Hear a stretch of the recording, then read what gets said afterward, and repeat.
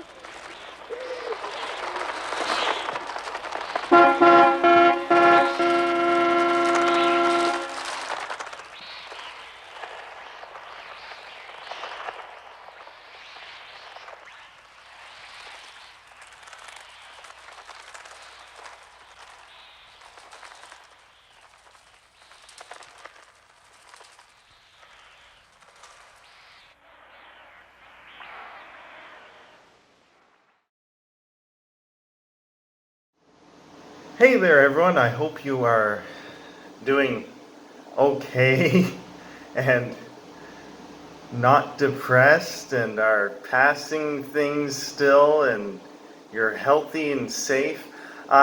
So today I'm going to do a presentation on The Birds, which is a 1963 film directed and produced by Alfred Hitchcock, who is known for other such great films as...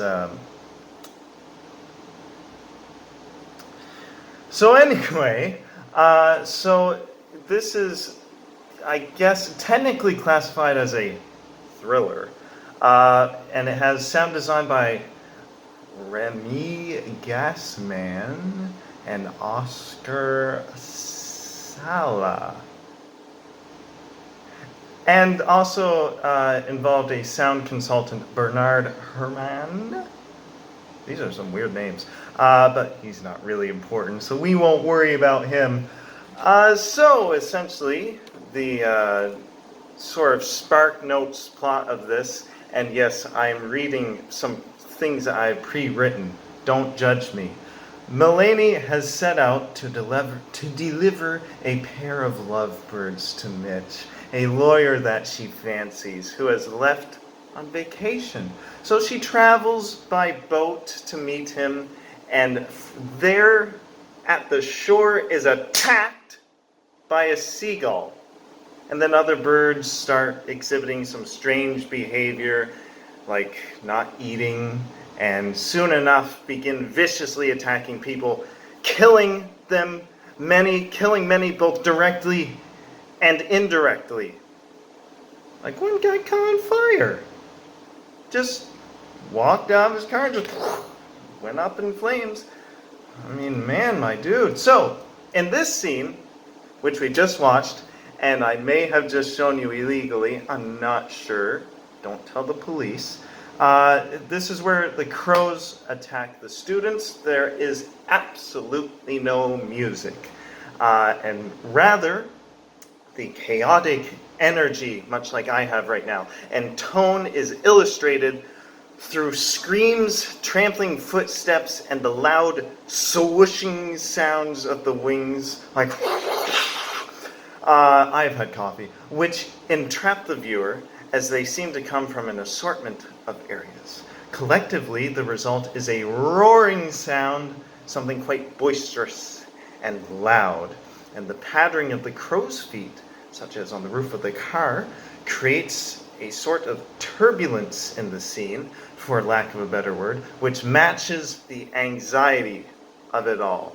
And right now, we certainly are familiar with anxiety. No matter how loud a sound is, though, nothing overpowers the crows. In fact, you can rarely make out the screams. And another example in the film would be the diner scene, where we are literally suspended in the air and we're met with diluted, washed out sound, like heavy breathing. And then the birds commence their chaotic and always noisy attack. Now, throughout the film, there is great use of calculated silence, which creates quite a shock when it suddenly and abruptly is disrupted by the ear-piercing cries of the birds, which engulf the viewer, especially if you're wearing headphones. Ow. Silence comes up again, and more importantly, at the end of the film, when the protagonists stare off into strange new surroundings. If it was a sunny day, I would suggest wearing sunglasses, because if you're staring and it's quite bright out, that can be poor for your eyes.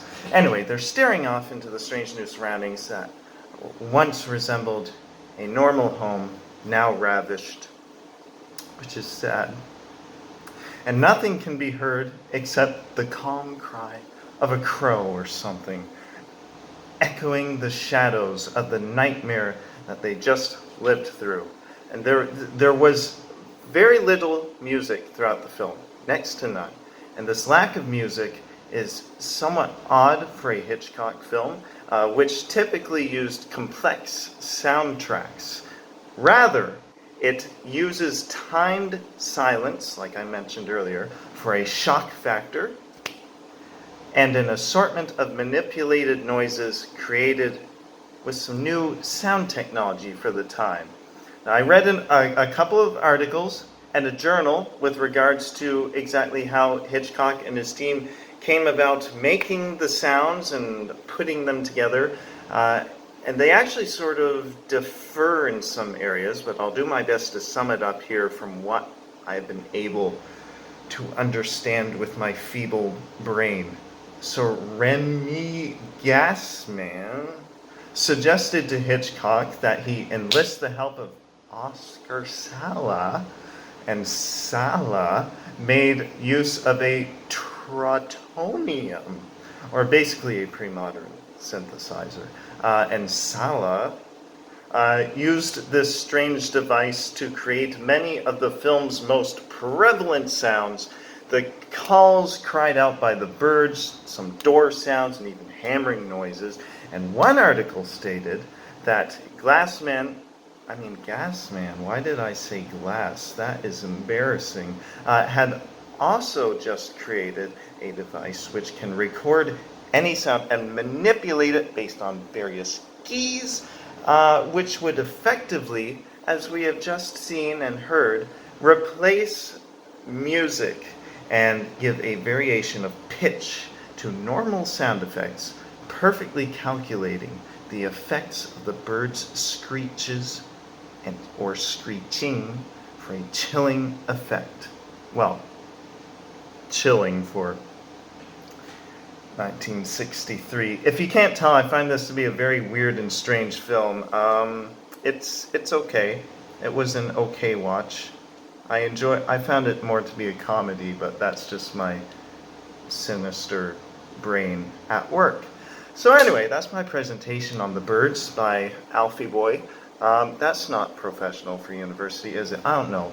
This whole quarantine thing's really sent me for a loop. That's my presentation on The Birds 1963 by Alfred Hitchcock. I hope you enjoyed.